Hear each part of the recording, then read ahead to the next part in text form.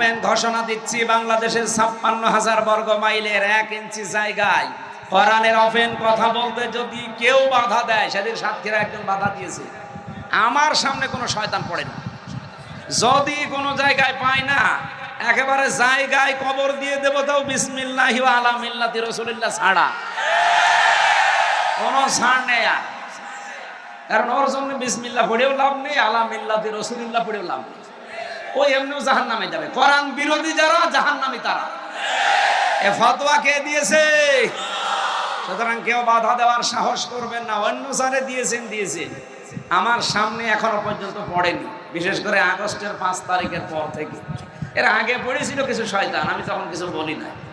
তো এখন যদি পড়েন, আমি একেবারে আল্লাহু আকবার বলে ওই ওদের সে পাঁঠা সবাই করে যেভাবে ওরা তো আল্লাহু আকবার বলে না, আশা করছি এই দুঃসাহস কেউ দেখাবেন না। আপনি নিজের কপালে নিজে আগুন লাগাচ্ছেন আর মানুষের ভেতরে বিভ্রান্ত ছড়াচ্ছেন।